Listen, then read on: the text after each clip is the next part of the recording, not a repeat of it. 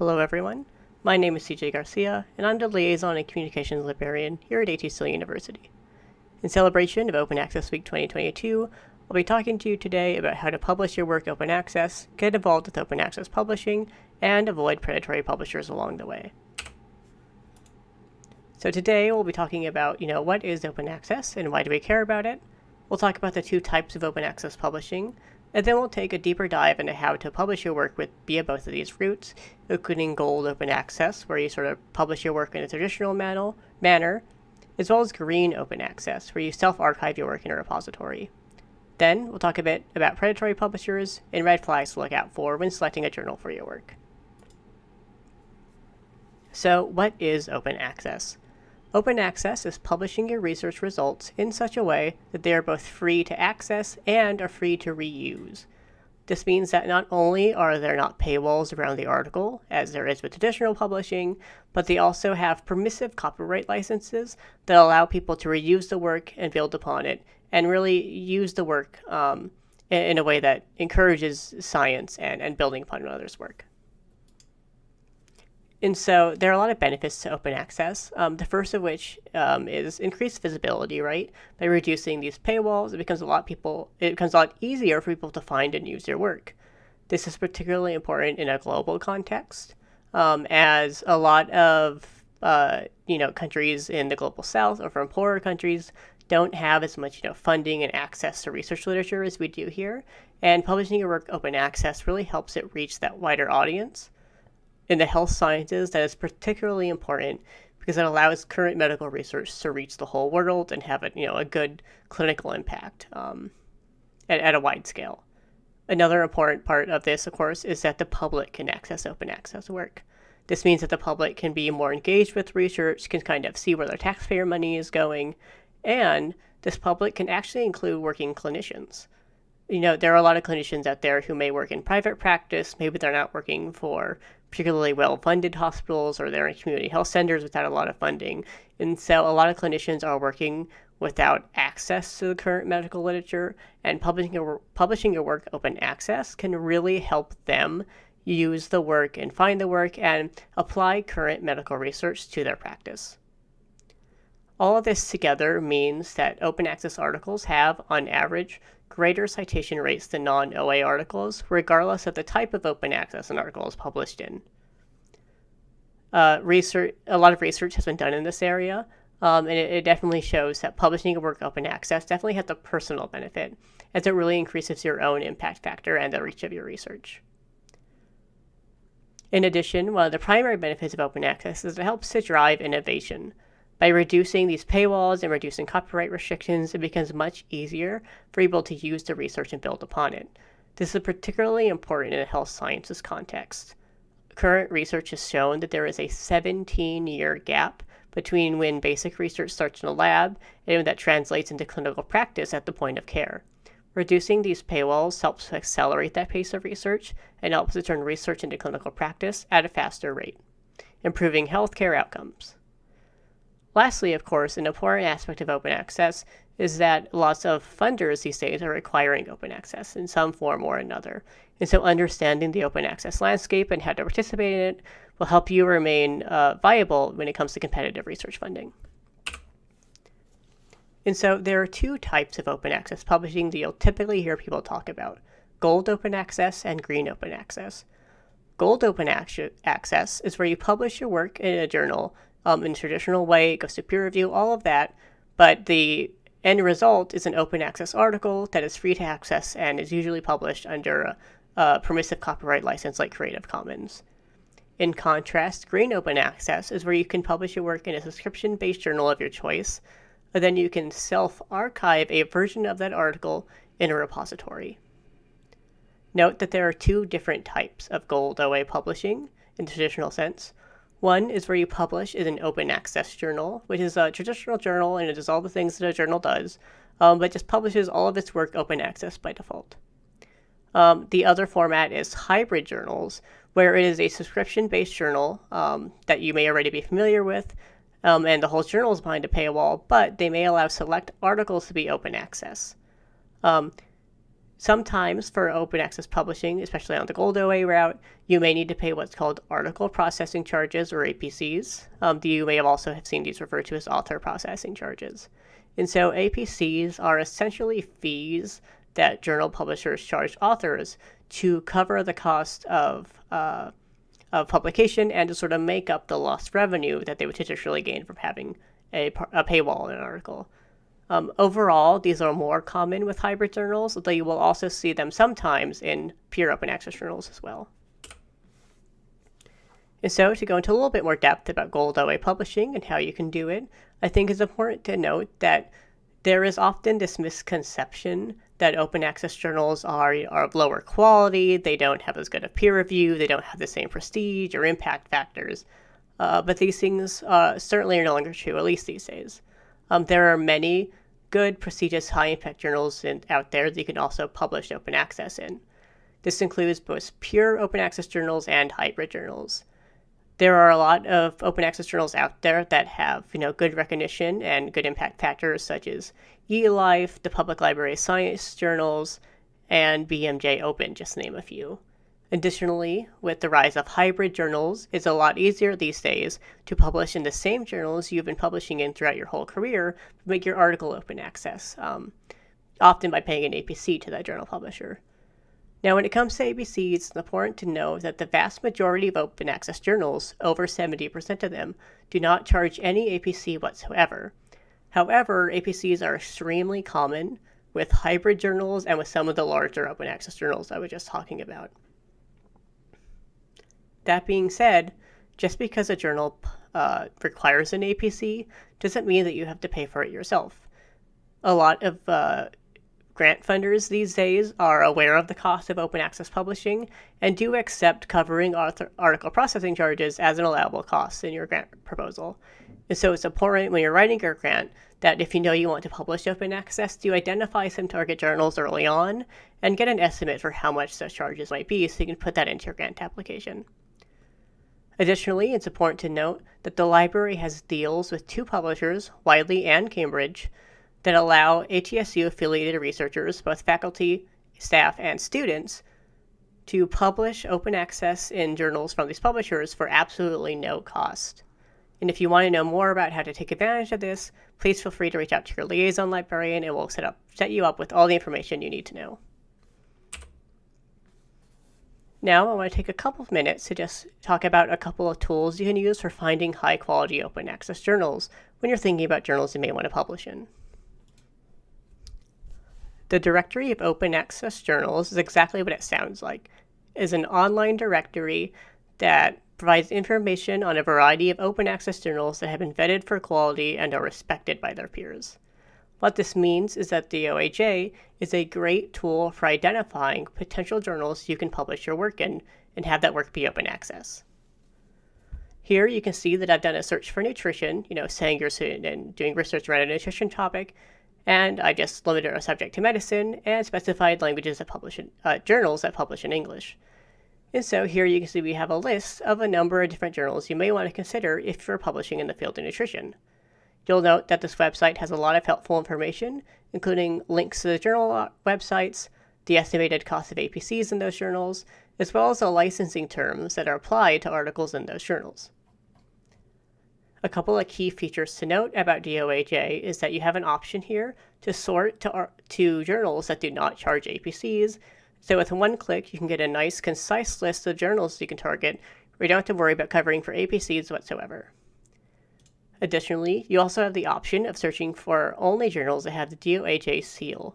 So this seal is essentially an indicator of quality. It means that the journal has gone through a much more rigorous quality check to have gotten the seal. And it shows that these really are going to be sort of the most well-respected, the highest quality, and sort of the highest tier journals in this subject area that are open access. Bison is a really great, interesting tool that enables you to put the title, abstract, and references of a paper you're working on into the website, and it will use an AI to determine journals that match the scope of the article you're working on. And it does this basically by looking at the articles that have been previously published in a journal and sort of using that to see whether or not your work would be a good fit. And so you can see here that I've just sort of put in an abstract that I pulled from PubMed as an example, and it's pulled up a number of different journals to sort of match the subject area. And one of the great things too is if you click on one of these journals, it comes up with all sorts of helpful information. This includes, average publication time, copyright status, licensing, potential APCs you'll have to pay. So you have, at a glance, all the information you might need to help you determine whether or not this is an article you may want to publish in. In addition, it contains quick and easy links to the journal's websites and author instructions to make it easy to get the information you need. Jane is a very similar tool where you can insert your abstract or keywords, and it will use an AI to identify journals that match that research topic. Here you can see that while this is not limited to open access journals in the way that Bison is, it's really easy to identify open access journals with this orange high quality open access banner. In addition, some other great features of Jane are that you can see at a glance the impact factor of the journals, and you can see whether or not a journal is indexed in Medline. Medline indexing can be an important thing to consider when thinking about what journal you want to publish in, as Medline is not only an indicator of quality, but it also means that your work will be in PubMed and will have more discoverability than if it were published elsewhere. The last tool I want to talk to you about is Publish and Flourish. Essentially, this is a database where you can insert the name of a open access journal, and it will quickly pull up some helpful information for you, including what type of open access it is, its historical APC charging data, and how its impact factor has trended over time. So this is another really great tool that you can use just to get some more information on potential journals of interest to you. Now I want to briefly do an overview of Creative Commons licenses. As I mentioned before, an important part of open access is that they have a more permissive approach to copyright than has traditionally been the case in academic publishing. This means that, in practice, basically all open access journals publish their articles under some variation of a Creative Commons license. And so it's really important to understand these licenses so you know what kind of license will apply to your own work. Many journals also allow you to choose what kind of license you want to apply, so understanding the difference will help you make an informed decision. The basis of a Creative Commons license is what we call the CC BY license. This is the plainest Creative Commons license and the most permissive. What this means is that anyone can use your work for basically any reason or to do anything with it, so long as it gives you proper attribution as the author of that work. In addition to the space form of the Creative Commons license, there are a couple of other modifiers you can apply and mix together to provide additional limits on how people can use the work. Two of the most common ones are the no narrative works modifier, which basically means that people can, copy and distribute the article, they can read it, but they can't necessarily, do new work based off of that work without prior permission. Now, one important thing to note is that the no derivative works license does not stop people from quoting your work in their own articles, as has been sort of tradition or practice in science for a long time. That is because that practice typically runs under fair use, which is a whole other copyright conversation, but it's just important to note that the no derivative works modifier doesn't limit the traditional pace of science. In addition, another important one is the non-commercial modifier. What this means is that, like the CC BY option, people can use it for basically any purpose. They can reuse it, they can share it, so long as they're not doing it for a commercial purpose. This is often used to sort of keep work being shared and used in academia without necessarily going out into private industry and things like that. Lastly, there is the share-alike license. This one is a bit more complicated. It essentially means that any work created using the original work has to be shared under similar or the same license conditions. So, if you're using a Creative Commons work to create something, that work also has to be licensed in Creative Commons. Generally speaking, I advise people to stay away from share-alike licenses, as they can create a lot of unnecessary complications and make it really hard for downstream users to use the work. Similarly, you won't really see share-alike licenses being used by journal publishers, so that's not something you're likely to encounter. One thing I will note is that CC BY is the most permissive of the licenses and is generally considered the gold standard for making your work open access. Next, I want to talk a bit about how to self-archive your own work, which you may have also heard referred to as green open access. In essence, what this means is that after or before publishing your work in a traditional journal, you will archive some version of that article in an online free repository. Oftentimes, these are either preprints, meaning that they have been written up and the research has been completed, but the work has not yet been peer-reviewed or submitted for publication. A common preprint repository you may have heard of is medRxiv. Alternatively, many repositories also accept author-accepted manuscripts, which is the version of the manuscript that has gone peer review and been accepted, but hasn't gone through the final typesetting process at the journal. This means that author-accepted manuscripts have a lot more validity to them since they have been peer-reviewed, and they're in a bit more of a finalized form, but they're just not quite the final version of the article showing up in a journal.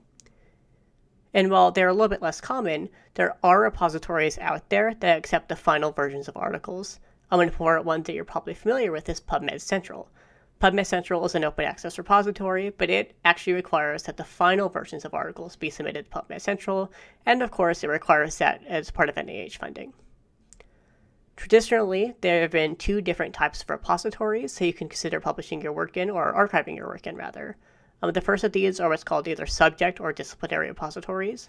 Like medRxiv that I was mentioning earlier, these are repositories that have a specific disciplinary focus and accept work related to that research topic. These can be really great for discoverability, as it makes it easy for researchers working in the same research areas to find each other's works. In addition, there is also institutional repositories, which are repositories that will take work from any discipline so long as it's produced by someone affiliated with that institution, such as a university. Here at the AT Still Library, we're currently in the process of launching our own institutional repository, and we do hope you'll consider us for archiving your work. And you can expect more information to come out about that in the coming months. It's important to note that most major publishers will allow some kind of self-archiving, and so even if you don't publish your work in an open access journal, you may be able to take your current work or even your pre-existing work that has been previously published and self-archive it. There are two ways to sort of identify whether or not this is possible. One is, of course, to go directly to the journal or publisher websites and see what they say on their websites, but there's also this great tool called Romeo, which I'll show here in a little bit, that can really break it down for you and make it easy to identify what your options are. It's important to note that most open access policies that you may encounter are typically require green open access rather than gold open access publishing. This is true, for example, of the NIH open access policy. Like I mentioned earlier, the NIH open access policy does not require you to publish work in an open access journal, but it does require you to make a final version of the article available in their repository, PubMed Central. One thing that you may encounter is that many journals and publishers will have special exceptions for grant-funded work that will allow you to self-archive your work in a way that is consistent with those funding requirements.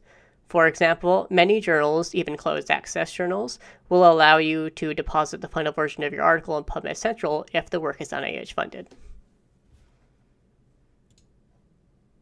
I want to briefly introduce you to Romeo, which is a really great tool that you can use to identify your options when it comes to self-archiving your own work. Romeo is essentially a database where you can type in the name of a journal that you've published work in, and it will very concisely and easily show you all the information you need to know as to how you can archive your work. Here, you can see the New England Journal of Medicine is very well known and respected, but traditional closed access journal. But if you scroll down, you can see here in their policies, there's actually many avenues and ways that you can make your work open access, even if you're publishing with this journal. For example, like I mentioned earlier, you can see here at the top that they have a special policy for NIH-funded research that allows it to be put in PubMed Central after a 6-month embargo. Similarly, they also allow published versions of articles to go into any institutional or disciplinary repository after a 6-month embargo as well. This is very common with Green OA, which is that many articles these days can be self-archived with relatively little fuss, so long as you wait the appropriate amount of time.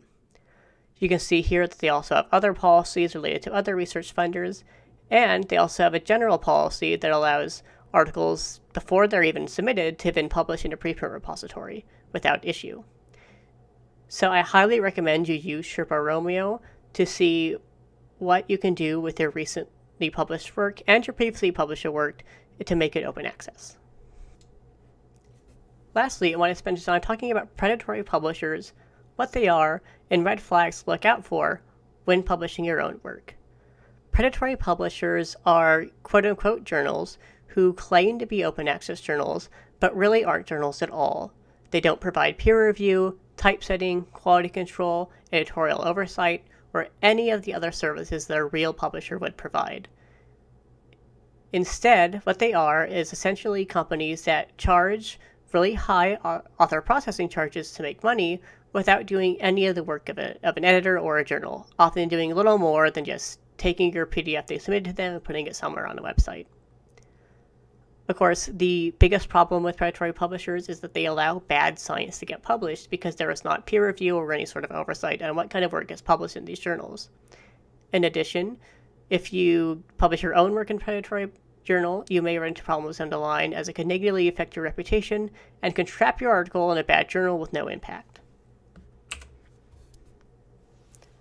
I often get questions asking if there are, blacklists of predatory journals, if there's sort of clear guidelines as to what is and is not predatory. Unfortunately, these tools really don't exist in a very good form. There have been various attempts over the years to sort of create lists of predatory journals, but these have traditionally been very problematic, very subjective. And so when it comes to predatory publishing, the best thing you can do is just to know how to identify the red flags and know how to use your best judgment to evaluate a journal and identify whether or not it's legitimate and worth publishing your work in.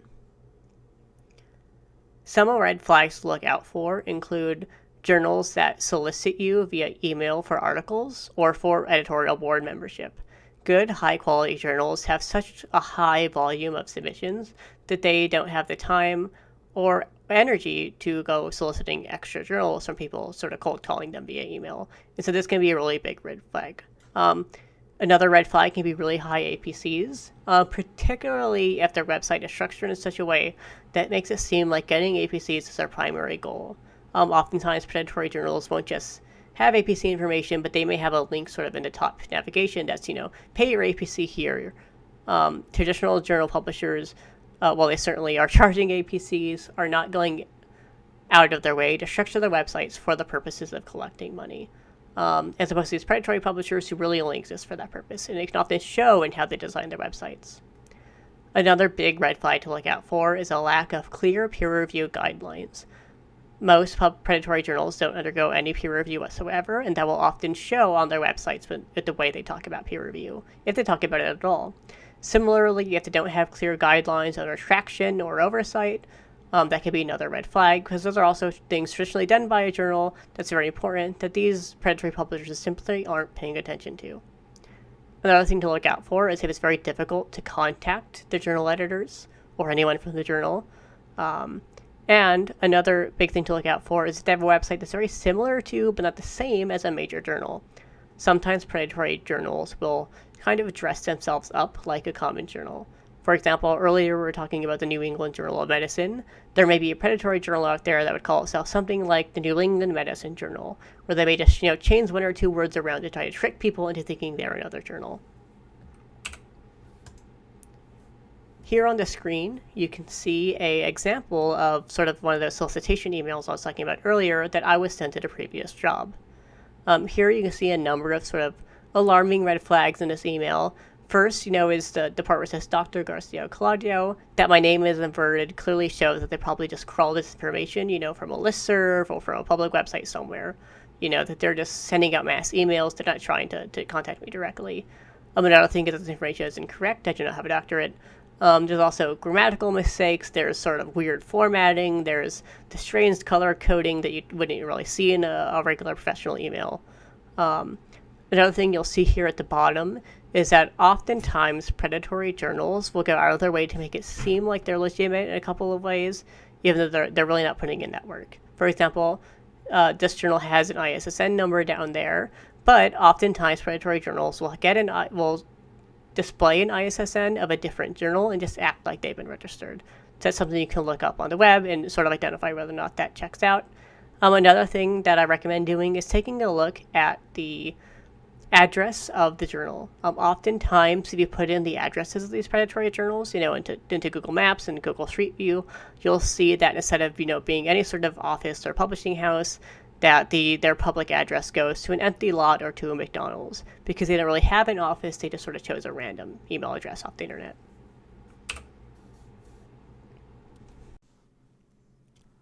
Think, Check, Submit is a really great tool you can use to evaluate a journal and determine whether or not it's something that you want to publish in, and to be sure that it's not a predatory journal. You can reach it by going to thinkchecksubmit.org, and basically what it is it's a checklist that has these guiding questions that are on the screen now, and has additional sort of sub-questions and sub-tasks that will walk you through the process of evaluating a journal to determine whether or not it's predatory or legitimate. Some of these questions including, do you and your colleagues know about the journal? Is it well respected? Is it well known? Or is it sort of come out of nowhere and no one's ever heard about it? Can you easily identify and contact a publisher? Is the journal clear about the type of peer review it uses? Is it being indexed in major services? What does its fee structure look like? What author guidelines are provided? And is it a member of sort of a recognized publishing group? There are two of these I would like to highlight in particular. The first is the question about article indexing. Like I mentioned before, Medline indexing can be a really good indicator of quality, as the NIH does do sort of quality checks to ensure that the journals that are indexed in Medline are, of sufficient quality and produce good science. Now, it's important to note that many major indexing services, such as, Medline, Web of Science, Scopus, Directory of Open Access Journals, oftentimes have requirements that journals have to have been around for a couple of years before they can be indexed. And so, just because something isn't indexed doesn't necessarily mean it's predatory or bad, because it could just be a new journal. That being said, if there's a journal that's been around for, 5+ years and it's still not indexed in Medline or in any other reputable sort of major indexer, then that's probably an indication that there's some sort of deeper underlying issue. Additionally, there are publishing initiatives such as COPE, the Committee on Publication Ethics, or the Open Access Scholarly Publishing Association, which are essentially consortiums of publishers that sort of act as professional organizations, but also act as an indicator of quality. As to be accepted as a member of one of these organizations, you do have to be a legitimate publisher and have to be accepted by your peers. I did want to just very quickly highlight that the library has both an open access and predatory publishing libguides. And so if you want to learn more about these topics, or if you need a refresher on any of them at any point, you can find both of these libguides on our website. Those are continually updated and checked for accuracy and quality. In addition, of course, if you have any questions, you are welcome to reach out to me or to your liaison librarians for assistance. Thank you.